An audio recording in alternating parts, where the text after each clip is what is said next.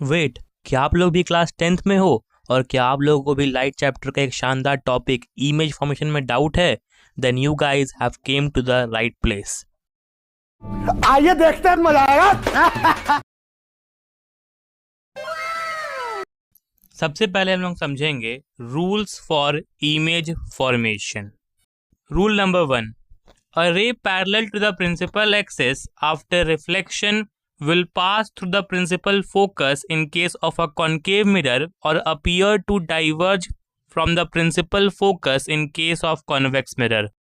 इसका मतलब ये हुआ कि जब एक ray of light principal axis के पैरेलली आ रही है तो आफ्टर रिफ्लेक्शन वो रे ऑफ लाइट जो है प्रिंसिपल फोकस से पास करेगी।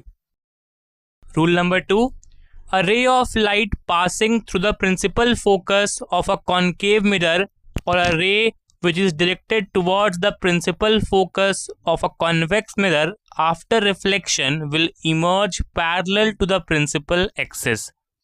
इसका मतलब ये हुआ कि जब एक ray of light principal focus से गुजरती है, प्रिंसिपल फोकस के थ्रू पास करती है, तो वो आफ्टर रिफ्लेक्शन पैरेलल हो जाती है किसके? प्रिंसिपल एक्सिस के।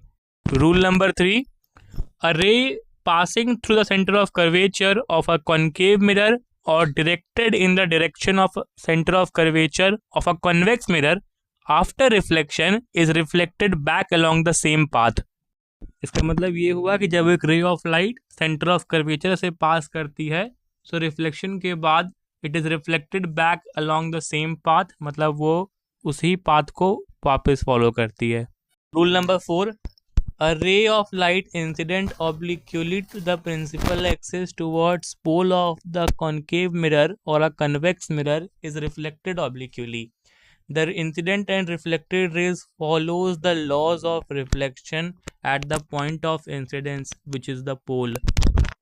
इसका मतलब ये हुआ कि जब एक रे ऑफ लाइट स्ट्राइक करती है स्फेरिकल मिरर के पोल को एंड कुछ एंगल बनाती है विद द प्रिंसिपल एक्सिस, तो जो रिफ्लेक्टेड रे रहता है वो भी सेम एंगल बनाती है विद द प्रिंसिपल एक्सिस।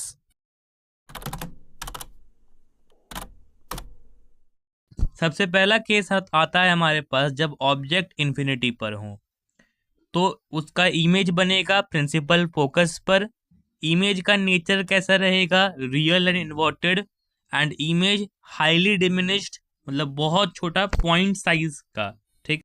दूसरा केस हमारे पास आता है जब ऑब्जेक्ट जो हो सेंटर ऑफ कर्वेचर से पीछे हो, beyond the centre of curvature है, तो उसका इमेज बनेगा between C and F, that is between the centre of curvature and principal focus. Image real and inverted रहेगा और साइज जो है it is smaller as compare to the object. ठीक है।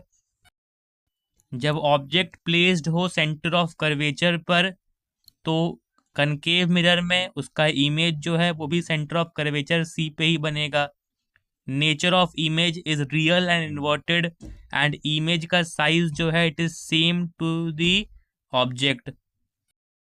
जब हमारा object between the centre of curvature and principal focus पर placed हो तो एक कनकेव मिरर में जो उसका इमेज बनेगा वो beyond the centre of curvature बनेगा, सेंटर ऑफ कर्वेचर के पीछे। और जो नेचर रहेगा इमेज का it is real and inverted image form होगा and this image will be greater than the object, इसे हम मैग्नीफाइड कह सकते हैं। जब हमारा ऑब्जेक्ट प्लेस्ड हो प्रिंसिपल फोकस एफ पर तो एक कनकेव मिरर में जो उसका इमेज है वो बनेगा इन्फिनिटी पर, रियल एंड इन्वर्टेड रहेगा, हाईली मैग्नीफाइड रहेगा इमेज। जो लास्ट केस आता है हमारे पास बहुत इंपॉर्टेंट, जब एक कॉन्केव मिरर में ऑब्जेक्ट फोकल लेंथ पर सिचुएटेड है, that means between F and P, तो यहाँ पे जो उसका इमेज है वो बनेगा behind the mirror and behind the mirror बनता है वर्चुअल इमेज। सो इस केस में वर्चुअल इमेज फॉर्म होगा जो कि एरेक्ट रहेगा एंड मैग्नीफाइड। मेरे को जाना पड़ेगा, मेरे को।